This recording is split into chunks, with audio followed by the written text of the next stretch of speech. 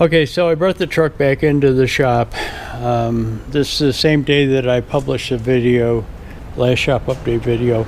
And what I did is start fabricating and welding in that bump rail in the front of it. Welcome to another shop update. As you can see from behind me, the truck is out of here. I just pulled it out to be able to clean up the floor a little bit and maybe bring my truck in and wash it before I bring the International back in to pull the bed off, do a couple of little things, and then pull that bed off so that I can get it painted.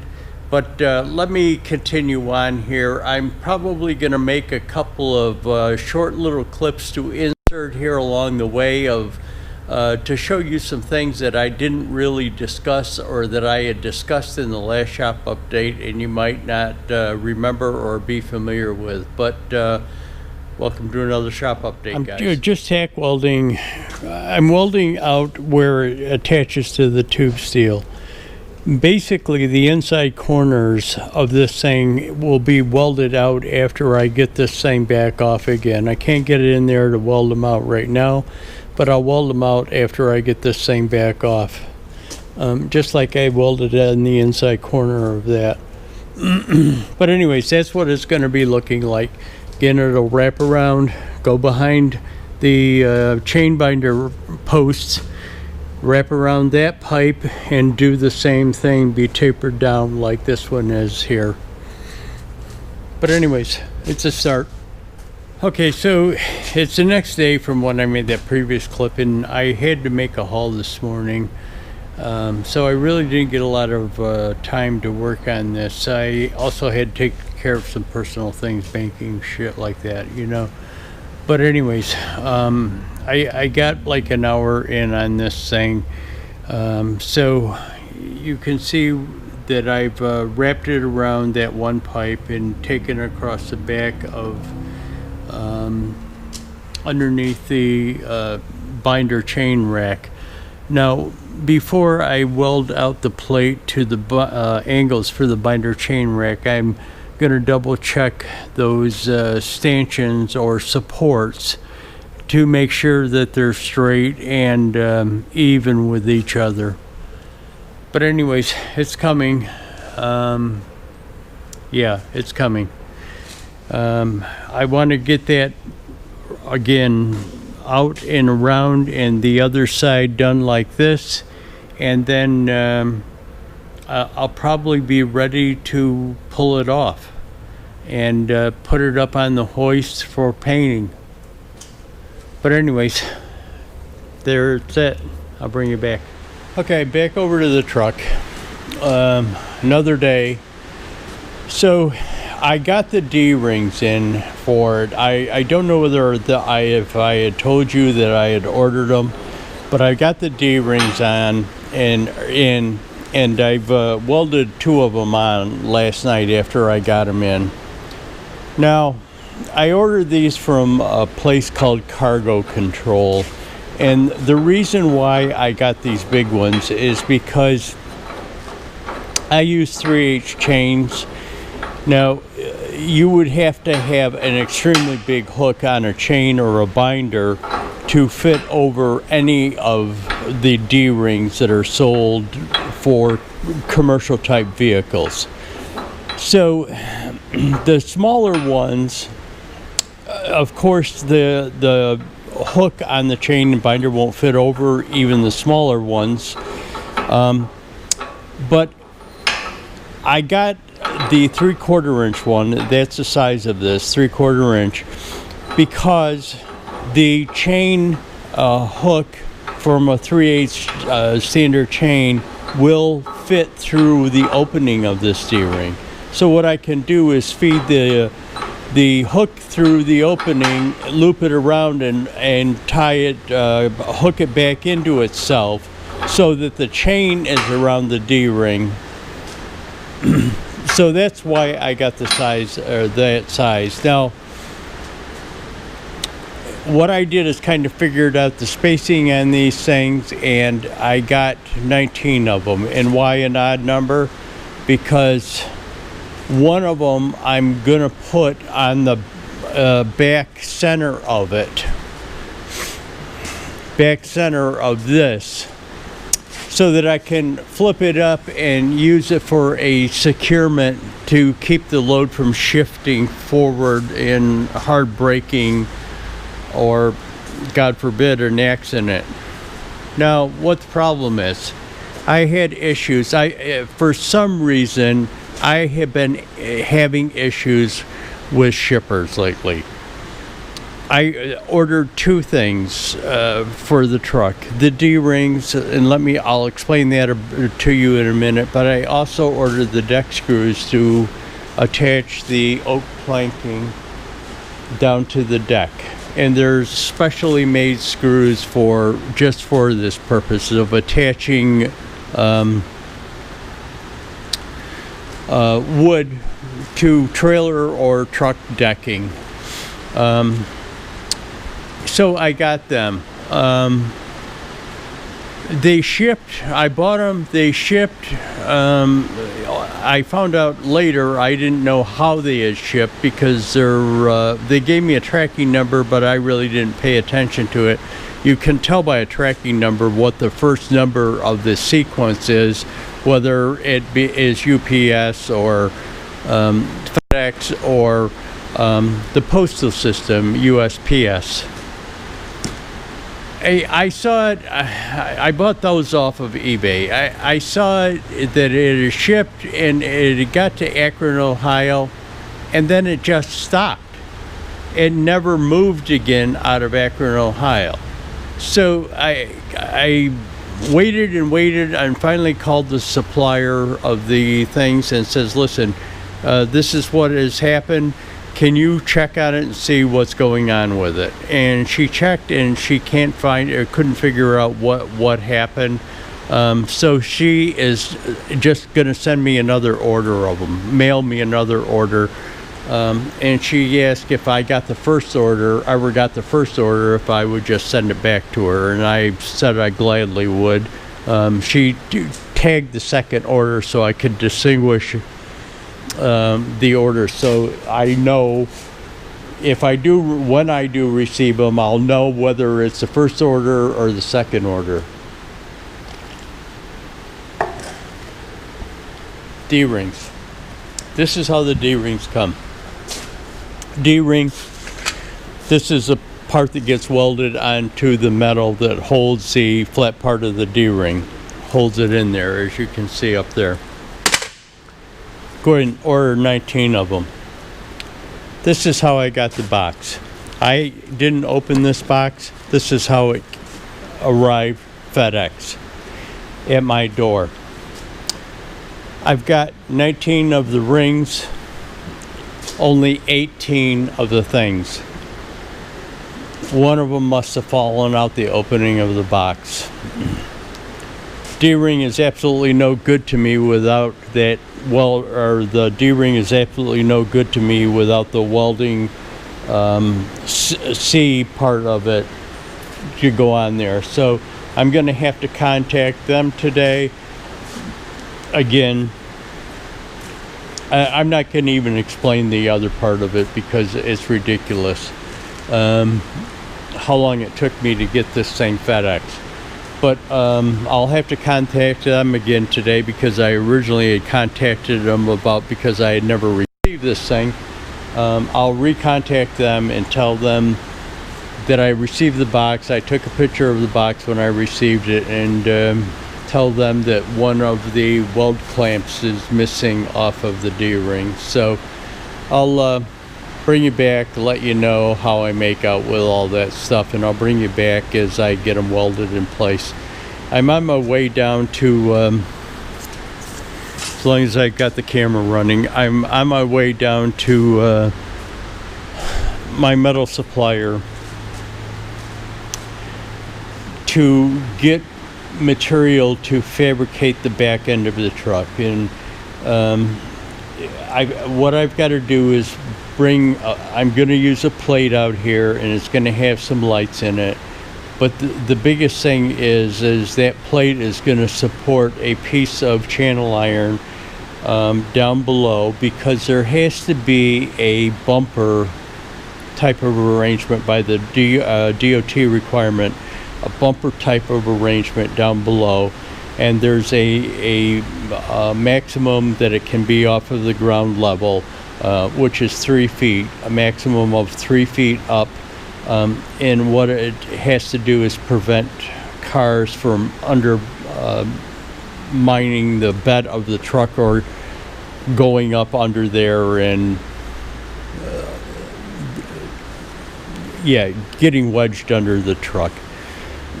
You've probably seen accidents where cars have wedged themselves under trucks and the outcome of that accident. But there's a requirement by the DOT, so it's that plate is going to incorporate lights. That piece of channel iron on the bottom is a bumper, which will also be kind of used as a step to get up on the back of the truck too, and be somewhat decorative. Now, originally I had thought about maybe putting a piece of stainless steel over it, kind of like a shiny piece of stainless steel. You see that a lot of times on the back of trucks, but I got to tell you, one time I was following a truck at night that had that, and with the headlights would actually reflect off of that back at me, so I don't want to do that. So I am going to use just carbon steel back here, a thick plate. It's going to be resupported up to the framework of the truck, along with that bumper as the requirements of the DOT. Going to house the lights. The lights, I'm thinking, are probably going to have maybe chrome trim rings around them, so that it kind of picks up the chrome of the stacks, just to make it look a little better. But anyways, I'll bring you back. Okay, back over to the truck, and what I did is put the pockets on for the strap binders. The strap binders. Well, you can use it. I could use it for the chains too. I mean, the hook would slip down in there and hook onto the edge of it. These things are rated for a lot more, logically, but basically I can do it. I don't know what the requirement on this is as far as the rating goes on these things. Like these things that you buy commercially have a rating, and I think these are rated for 44,000 pounds or something. Now, all of these pockets on trailers are just pieces of channel iron.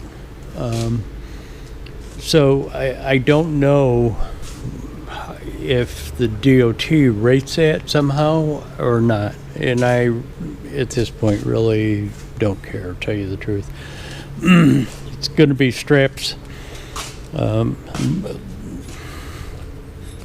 More of a hold down type of situation than a shifting type of situation.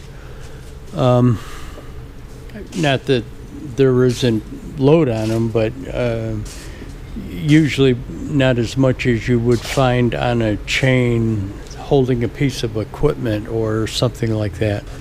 But anyways, there that is. And I put the one on back. I think I told you about not getting one of these. Well, when I went and got the lights for the back, and when I was at this trailer sales place, I asked them if they had one of these, and they did, and they just gave it to me. I mean, I paid for the lights, but they gave me that.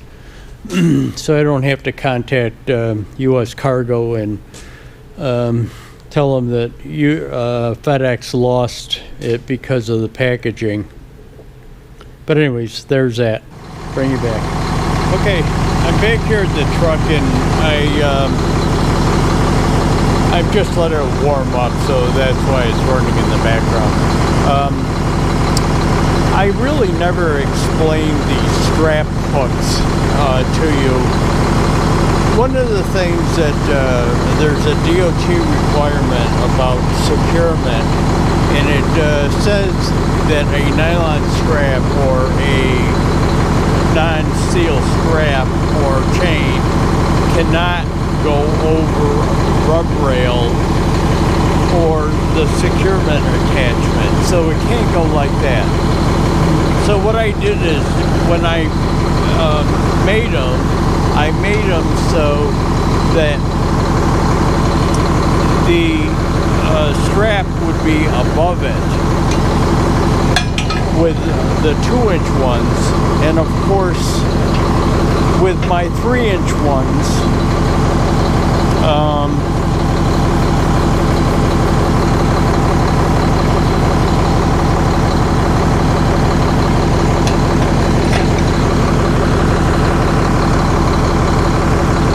so that way you get out of that DOT, you avoid them questioning that you in that rule about the nylon strap being exposed to. Why they do that is they're afraid if you put the strap over it and you when you were backing up or driving forward rubbed against something, it would cut the strap. But anyways, I thought I'd just explain that to you. So one of the things that I started doing was cutting out the plate. Now, I tried cutting it with that skill saw with a Diablo blade on it, this 3/8 material, and it wouldn't cut through it. And then after I started that, so what I did is lob these angles off with a torch, a straight edge and a torch. So after I did that, I tried to use that Diablo blade on a piece of 1/4 inch. It might be 3/16. I'm not really sure. Plate steel, and it wouldn't cut through that either. I must have destroyed the blade trying to get through this on it. But yeah, I started laying it out. I've got to cut holes in this thing for the light fixtures. Yeah, I'll show it to you when I get it laid out. I've kind of got it laid out there. I just want to think about it for a while. Make sure that this is the way that I want to. I've got 6 lights across. So there's 3 on this side, which will be brake, turn signal, running lights, and 3 on that side, which will be the same.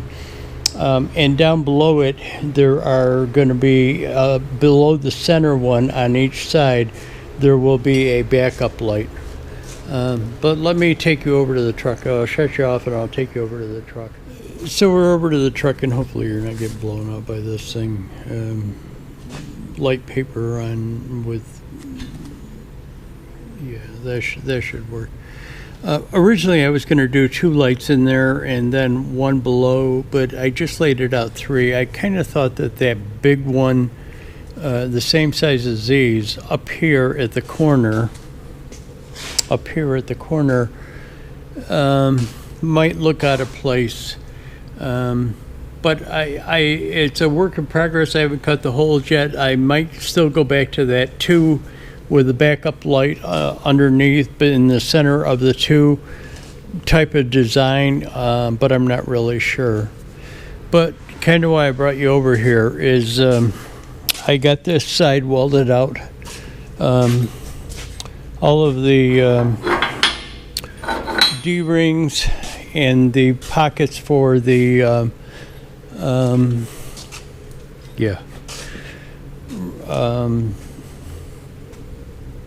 I keep wanting to say slings. They're not slings, but they're nylon straps and binders. I also put that piece on too. So that thing is welded out now. One of the things that I've got to do is I've got the bar laying over on the truck that's going to go in between there to hold the chains and binders. So I might want to start that right now, but let me, what I've got to do is put it in the mill and notch it out.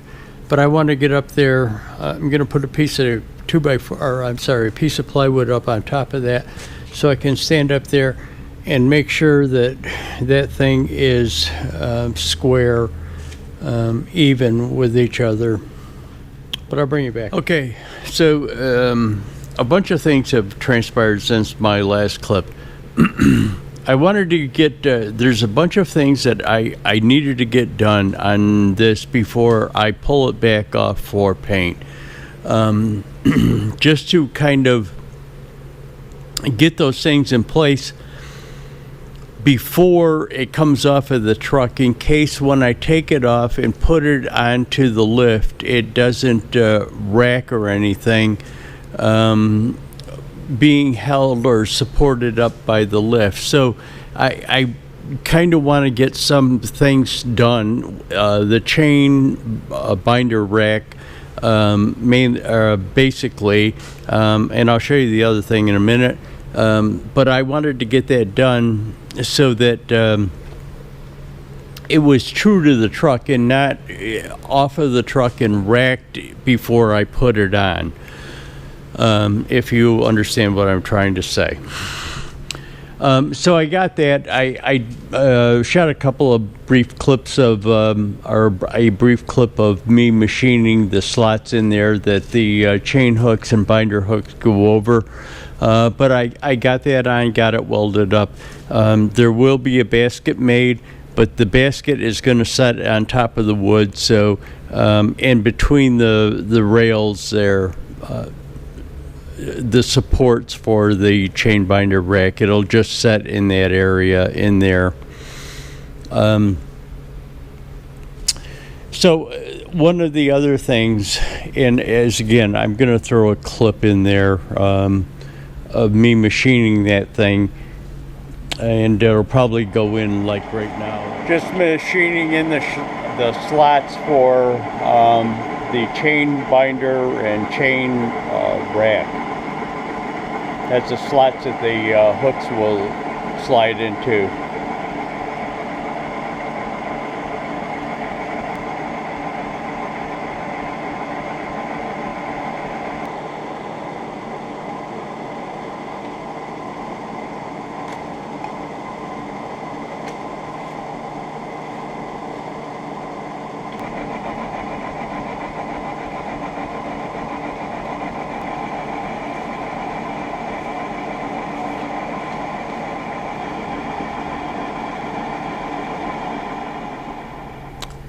Okay, so we're back from that clip, and yeah, I welded it out. I welded, after I welded those on, it was still a little flexible, but what I did is realize that I hadn't welded that plate on, and as soon as I welded that plate on, it took any flex that was in that thing out.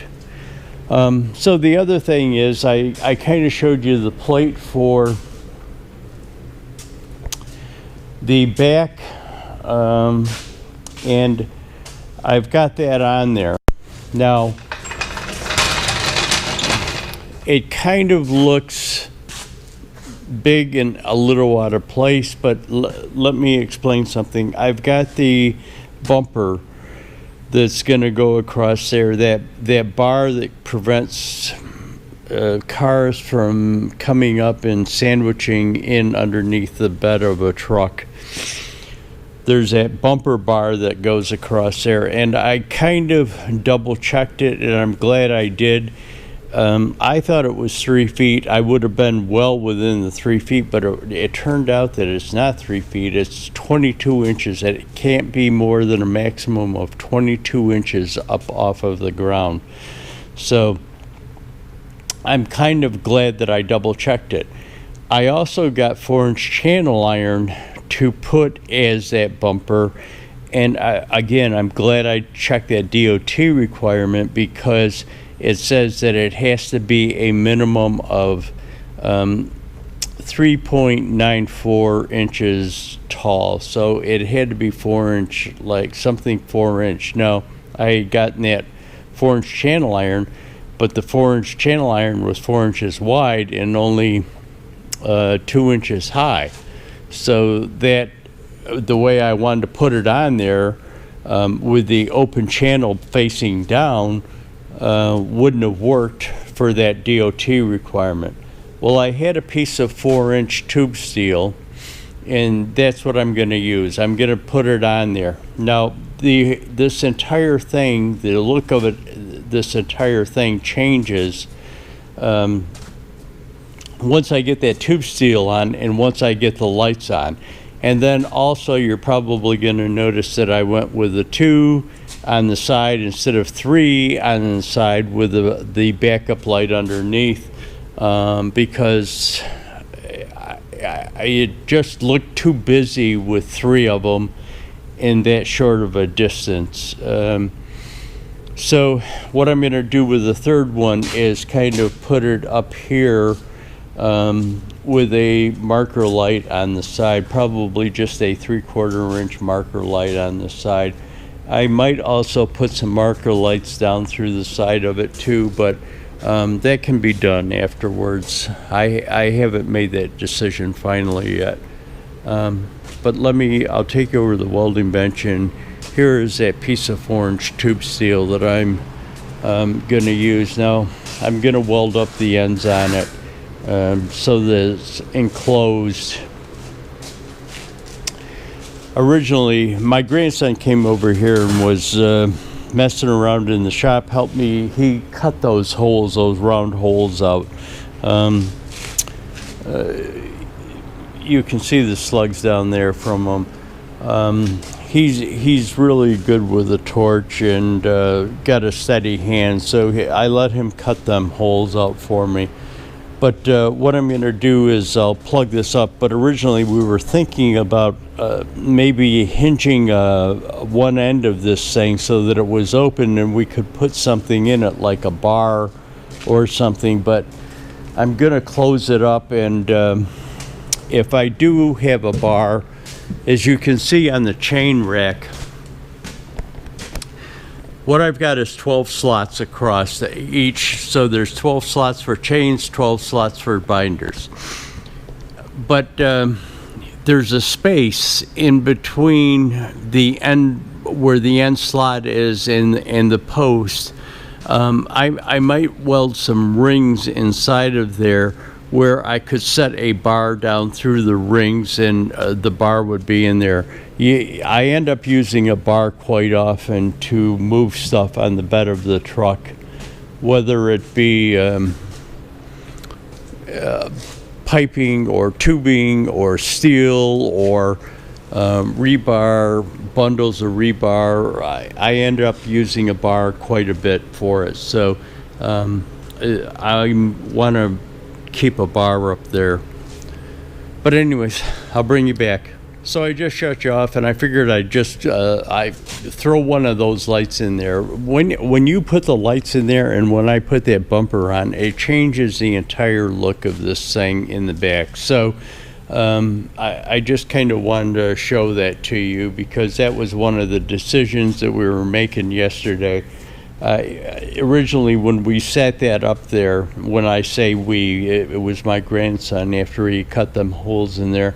We sat that up there, we were thinking, yeah, it's a little too long. Maybe if we cut like 4 inches off of the top and brought this up a little bit. But once we put the lights, kind of stuck the lights in there and put the bumper up there, it changes the entire look of it. So I'm going to stick with that. But that thing is pretty solid.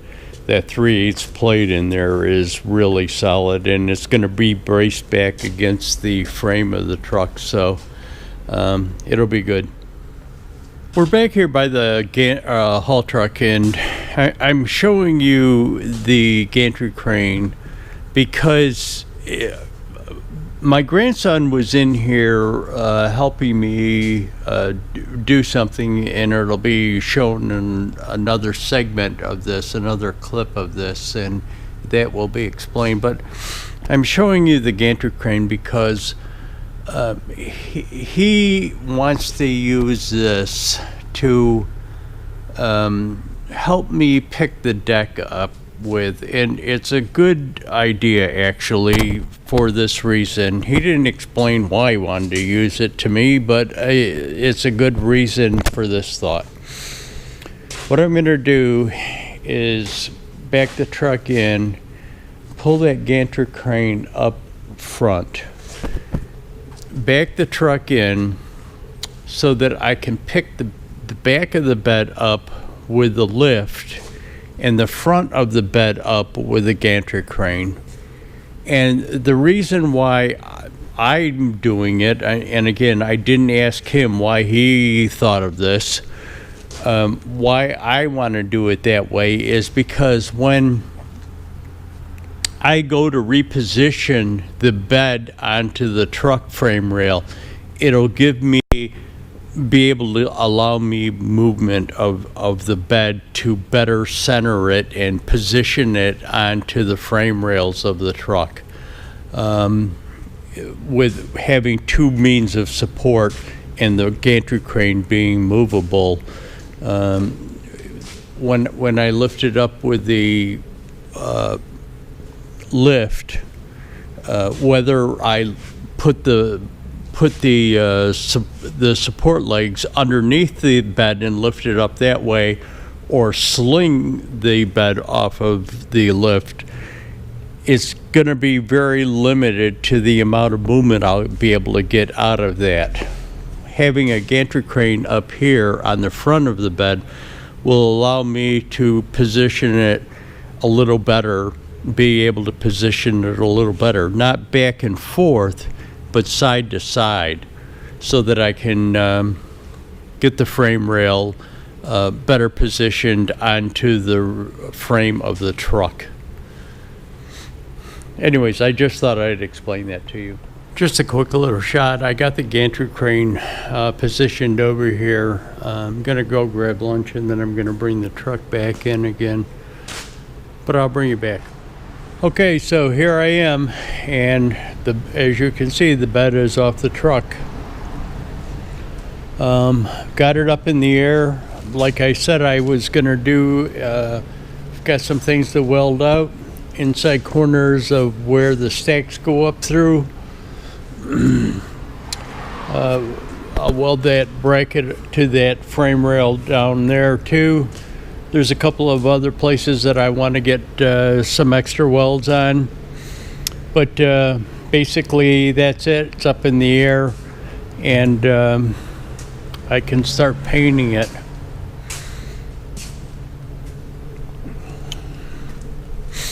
Again, I have that POR 15 to paint on it.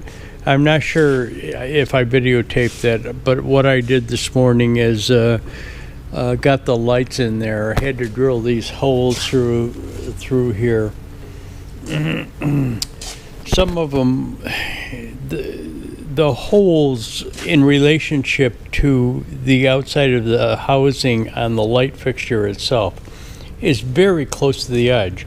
So some of the holes, because of the way the light fixture fit into the holes that we cut, were very, very close to the edge.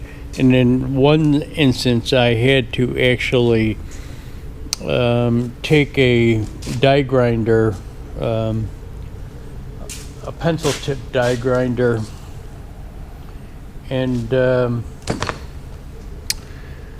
slot it into the hole. But the nuts work fine on the back of it. Where I slotted it, I put a washer, but otherwise I've just got lock nuts. And the reason why I got lock nuts is the guy that sold these to me at Southside Trailer Sales said people are stealing lights off of trucks. So he says you need to do something.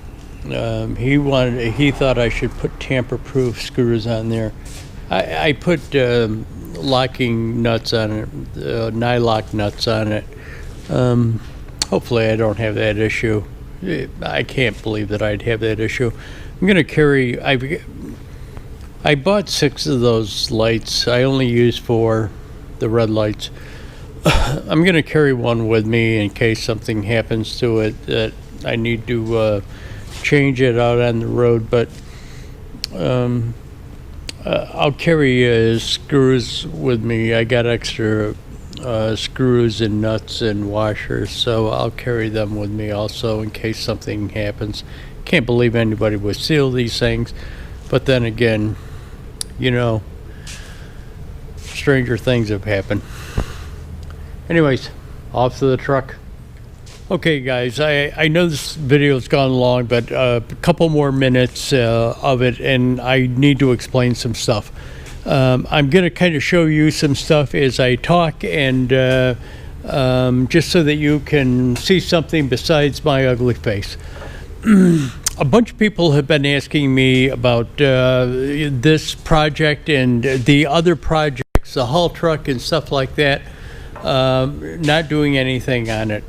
The reason why I've kind of concentrated on this project is because I bought this truck to use to make money, and it's not making me money unless I get it done and get it on the road. So this is kind of why this has become a precedence. Haul truck, the tractors and everything else will still go, just in their due time. I've got to get this, or I want to get this thing on the road so it's making itself money.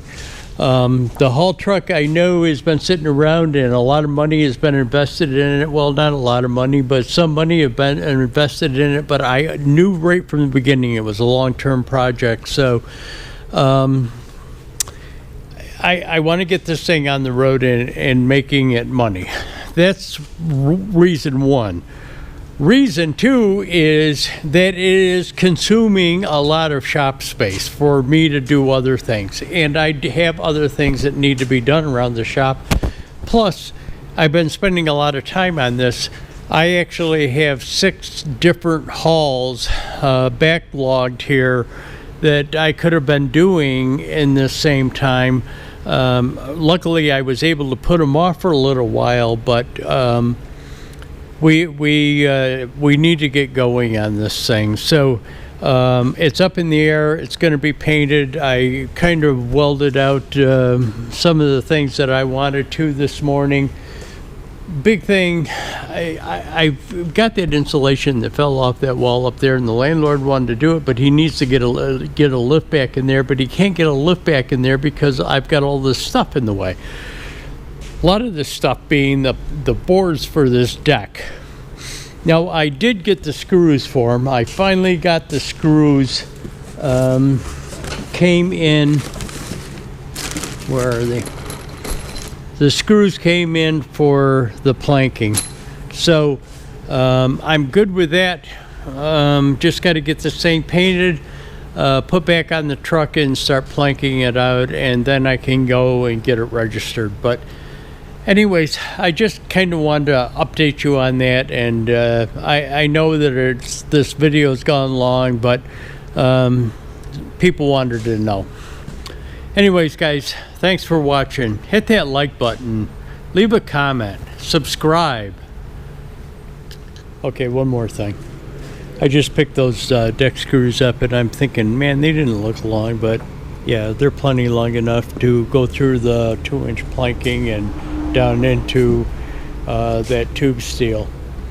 Anyways, thanks for watching, guys.